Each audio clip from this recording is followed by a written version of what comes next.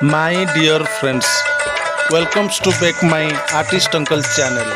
ଆଜି ଆପଣମାନଙ୍କ ପାଇଁ ଆର୍ଟିଷ୍ଟ ଅଙ୍କଲ ଆଣିଛନ୍ତି how to draw life cycle of finger millets. ମାଣ୍ଡିଆ ବିଷୟରେ କିଛି ତଥ୍ୟ ଜାଣିବା ଏବଂ ଚିତ୍ର ଦେଖି ଶିଖିବା। आज ये वीडियो रे मु फिंगर मिलेट बा मांडिया उपकारिता विषय किसी आलोचना करी। तो आपण मैंने मांडिया निश्चय खाऊथिबे, किंतु मांडिया खाइबा द्वारा जे आपण एते सब हेल्थ बेनिफिट पाउचंती से विषय हुए तो जानि नथिबे। तेणु एई वीडियोटी को निश्चय देखंतु एवं से सब जानला परे जो माने मांडिया खाऊ नाहंती से माने निश्चय मांडिया को आपनको खाद्य रे शामिल करंतु। मांडिया को इंग्लिश रे फिंगर मिलेट कहंती। यार बोटानिकल नेम होची इल्यूसिन कोराकाना। याकू हिंदी रे मांडुआ मारुआ बा नाचनी मध्य कहते। यार कलर रेड ब्राउन और व्हाइट मध्य होता है। खाद्य शस्य भितर धान गहम और मका पर साधारणतः मांडियार बहुल व्यवहार होता है। नवेम्बर 10, 2022 को मांडिया दिवस भाव में ओडिशा रे पालन करा जायतिला। ओडिशा रे ओडिशा मिलेट मिशन 2017 रु आरंभ होईछि, जहा कि ओडिशा रे मांडिया चाष पई चाषी मानकु प्रोत्साहन जोगाई आसुछि। जदि आमे यार न्यूट्रिशनल वैल्यू देखिबा, एहाकु देसी सुपर फूड कहले अत्युक्ति हेबो नै।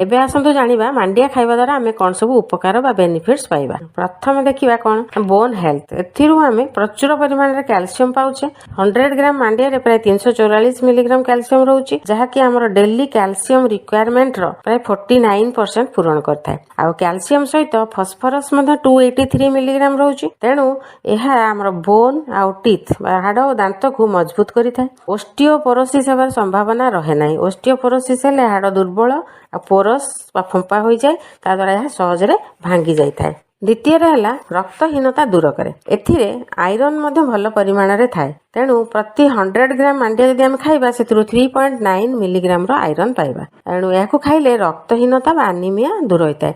आ एथिरे लेंबू रस मिसाई कि पीले लेंबू रे विटामिन सी थिबा जोगु यह आयरन को एब्जॉर्प्शन करिबारे सहायता करिथाय। यह हिमोग्लोबिन रो मात्रा बढ़ाइथाय। तेणु प्रेग्नेंट वुमेन डेली मांडिया खाइबा उचित, जा द्वारा कि तांको आयरन टैबलेट खाइबा को पड़िबो नाही। आ जो माने लैक्टेटिंग मदर्स बा ब्रेस्ट फीडिंग करौथांती से माने ग्रीन मांडिया बा जोटा कंचा मांडिया ताकू खाइले हिमोग्लोबिन रो मात्रा बढ़ी थाए और मिल्क प्रोडक्शन अधिक होई थाए। आ एथिरे iron calcium vitamin amino acid सब थिबारु यह पिल्ला पई मध्ये बहुत भलो होई थाए। तृतीय रे यह ओजन कम करिबारे सहायता करे। फाइबर अधिक थिबारु याकू खाइबा द्वारा यह धीरे धीरे डाइजेशन बा हजम होता है।